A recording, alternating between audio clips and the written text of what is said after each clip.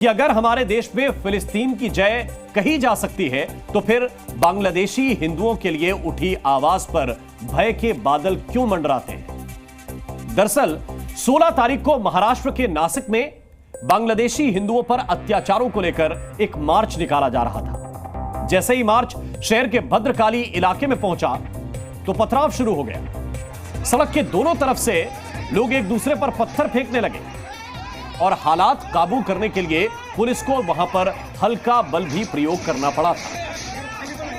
अब जरा वो तस्वीरें देखिए जिनकी वजह से डीएनए में हम इस जरूरी सवाल को उठा रहे हैं। गाजा में हमास के खिलाफ इजरायली सैन्य ऑपरेशन के विरोध में लोग सड़कों पर निकले।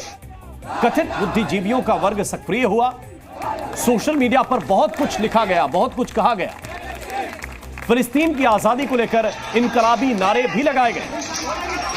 यहां तक कि संसद में शपथ लेते हुए हैदराबादी भाईजान असदुद्दीन ओवैसी ने जय फिलिस्तीन का नारा तक लगा दिया। आपको ये सब कुछ याद होगा।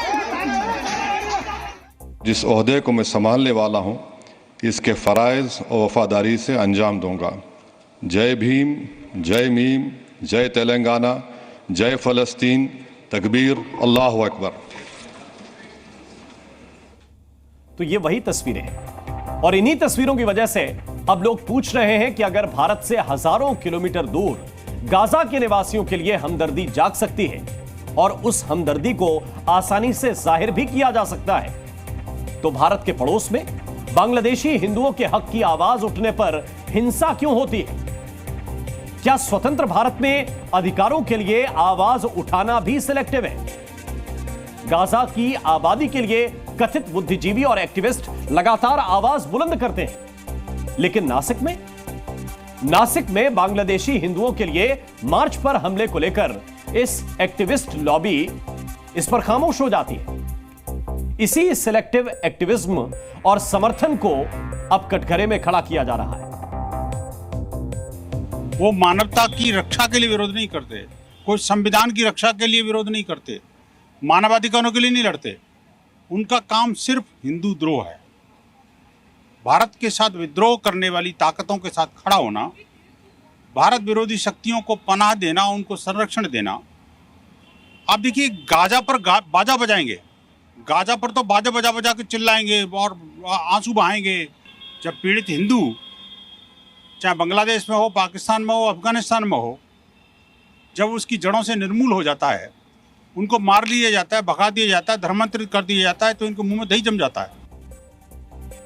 तो मतलब फिलिस्तीन की जय और बांग्लादेशी हिंदुओं के नाम पर कलह, इसे लेकर भले ही वर्ग विशेष खामोश रहे, लेकिन हम तो सवाल उठाएंगे। गहराई तक जाकर बांग्लादेशी हिंदुओं के लिए हुए मार्च में हिंसा का सच आपके सामने लाएंगे। डीएनए की एक्सक्लूसिव इन्वेस्टिगेशन में अब देखिए नासिक में कैसे और कहां से चला पहला पत्थर।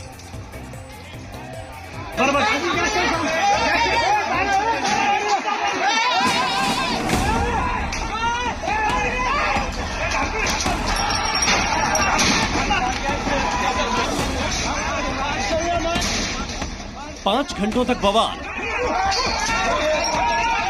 दे दनादन पत्थरों की बरसात, आंसू गैस का धुआं और चारों तरफ हंगामा। नासिक में बांग्लादेशी हिंदुओं के लिए जो मार्च हुआ उससे ऐसी तस्वीरें सामने आई। नासिक में हुए इस बवाल का सच जानने निकले जी न्यूज रिपोर्टर योगेश खरे और उनकी पहली मंजिल बना वो इलाका जहां हंगामे और पथराव की शुरुआत हुई थी, यानी नासिक का भद्रकाली।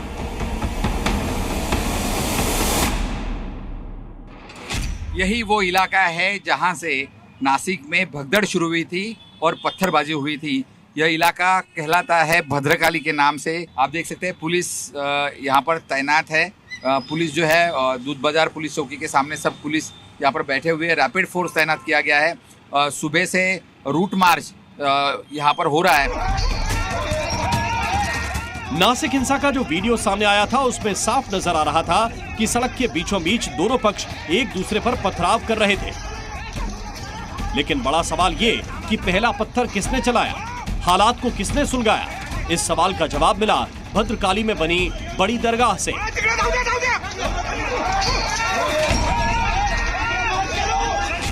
नासिक बंद का ऐलान हिंदू सकल समाज की तरफ से किया गया था, जिनकी रैली यहाँ से इसी भद्रकाली एरिया से गई। यहाँ के सब दुकान बंद करने की और बंद में शामिल होने की कोशिश उस रैली की थी, लेकिन उसी वक्त ये सैयद हमदान शाह बाबा की दरगाह से कुछ लोग बाहर आए और वो रैली से टकराए। बड़ी दरगाह से निकले लोगों ने हंगामे की शुरुआत की, लेकिन यह हंगामा सिर्फ मेन रोड पर नहीं रुका, बल्कि अंदर की सड़कों पर जहां जहां से मार्च निकालने की कोशिश की गई वहां पथराव हुआ। पहले दरगाह की तरफ से पत्थर आए और फिर घरों की छतों से।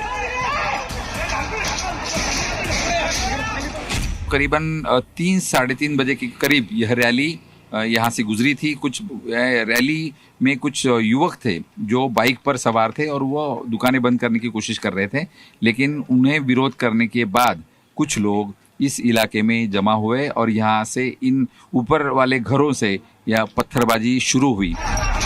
बांग्लादेशी हिंदुओं के लिए निकाले गए मार्च में जो हिंसा हुई, उसकी चपेट में न सिर्फ लोग आए बल्कि पुलिस वाले भी नहीं बच सके। जब पुलिस वालों की तरफ पत्थर बरसे तो पुलिस ने बल प्रयोग करना शुरू किया। सबसे प्रोमिनेंस इलाका रहा वो बड़ी दरगाह का इलाका, जहाँ पर ज़्यादा पत्थरबाजी की गई। सबसे ज़्यादा जुलूस जो था वो यहाँ पर हुआ। पुलिस ने जो भी फायरिंग की, रबर फायरिंग की, जो भी कंट्रोल करने के लिए अश्रुधुर को यहाँ पे बॉम्ब किया गया, वो सभी इलाका यही था।